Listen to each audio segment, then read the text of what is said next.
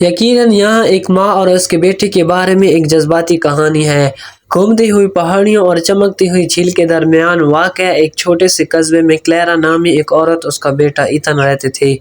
کلیرا اکیلی ماں تھی جس نے ایتھن کی پرورش خود کی تھی جب سے اس کے والد کا انتقال ہو گیا تھا۔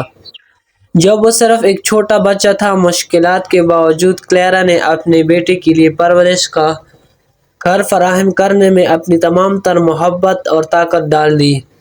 ایتھن ایک روشن متجسس بچہ تھا جس کا دل خوابوں سے بھرا ہوا تھا۔ چھوٹی عمر سے ہی وہ ڈرائنگ کرنا پسند کرتا تھا اور اکثر اوقات اپنے چھوٹے سے شہر کے مناظر کی خاکہ نگاری یا دور دراز مقامات کا تصور کرنے میں صرف کرتا تھا۔ کلیرا ایک نرس کے طور پر لمبے وقت تک کام کرتی رہی۔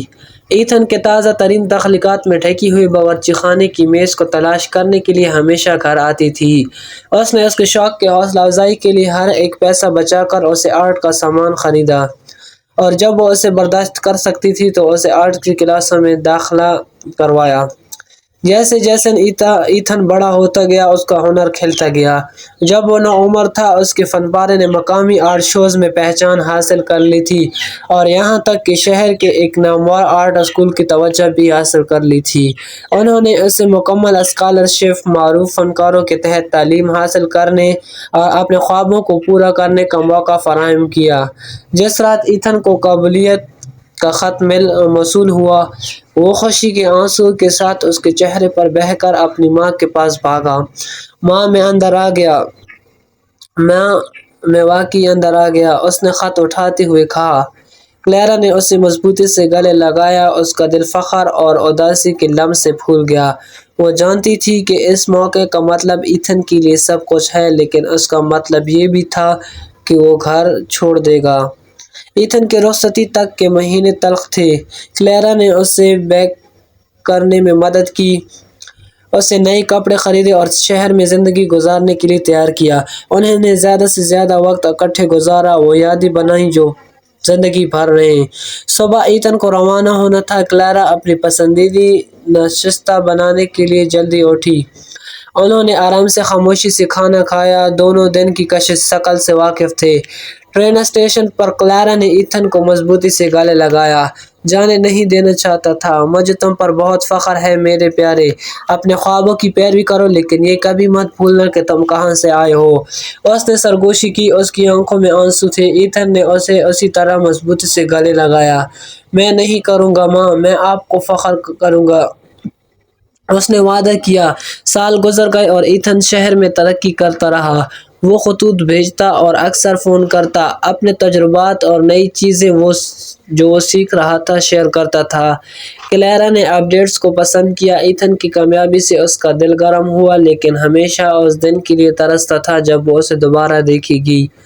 ایک موسم بہار کی صبح کلیرا کو ایک خط موصول ہوا جس میں ایک خوبصورت ڈیزائن کردہ لفافہ تھا۔ اندر ایتھن کی پہلی سولو آرٹ نمائش کا دعوت نامہ تھا۔ اس کا انعقاد شہر کے ایک عظیم الشان گیلری میں ہونا تھا جو اس کی محنت اور قابلیت کا منہ بولتا ثبوت ہے۔ کلیرا کا دل فخر سے پھول گیا جب اس نے ایتھن کے اس نوٹ کو پڑھا۔ ماں، میں آپ کے بغیر یہ کچھ بھی نہیں کر سکتا تھا۔ براہ کرم آئیے اور اس لمحے کو میرے ساتھ شیئر کریں۔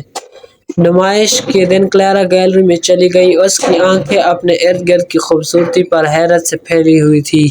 ایتھن کے آرٹ ورک نے جگہ بھر دی، ہر ایک ٹکڑا آخری سے زیادہ شاندار تھا۔ جب وہ گیلری میں گھوم رہی تھی تو اسے ایک پینٹنگ نظر آئی جس نے اس کی سانسیں چھین لی۔